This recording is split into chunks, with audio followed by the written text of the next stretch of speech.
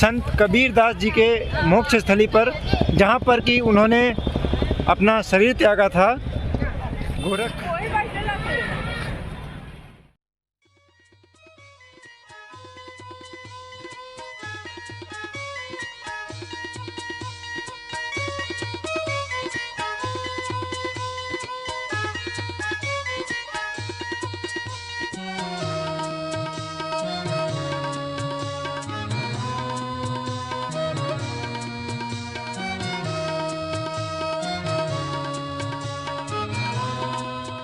आज आपके लिए दिलों में उमड़ रहा अनुराग, फिर से जाग रे कबीरा जाग, जाग रे कबीरा जाग। आज आपके लिए दिलों में उमड़ रहा अनुराग, फिर से जाग रे कबीरा जाग, जाग रे कबीरा जाग, जाग रे कबीरा जाग, जाग रे कबीरा जाग।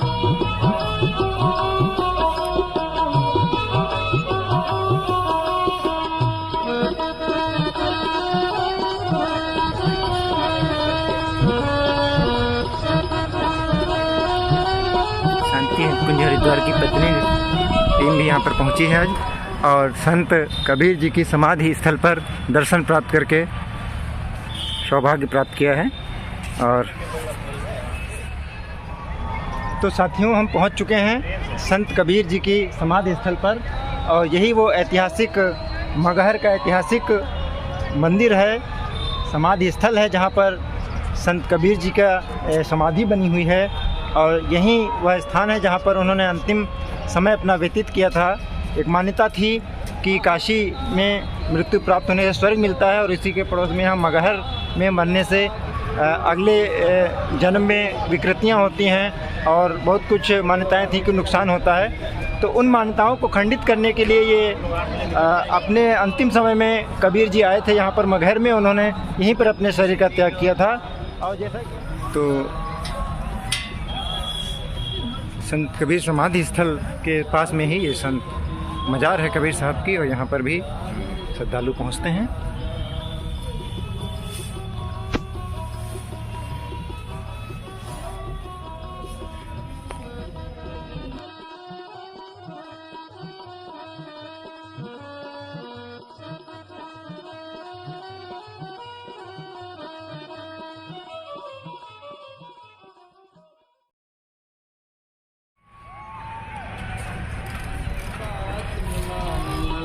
सुनाई कथा कहानी मगर किसी ने बात न मानी, सब अपनी सफेद चादर में हो,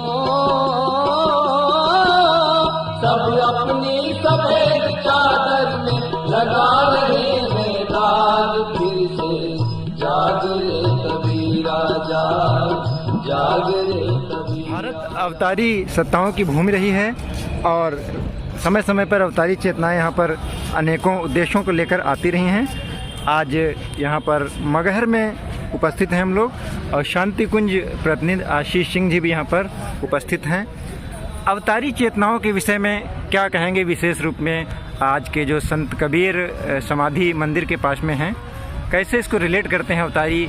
जैसे अपने यहाँ पूज्य गुरुदेव भी अवतारी सत्ता माने जाते हैं, संत कबीर जी भी अवतारी सत्ताओं में गिने गए हैं, क्या कुछ संबंध है इनके बीच में? कुछ पूज्य गुरुदेव ने तो वैसे बहुत बड़ी संख्या में यदि देखा जाए तो वैसे तो हमारे यहाँ दशम अवतार और जो बातें आती हैं वो तो हैं ही, जो सनातन संस्कृति में है।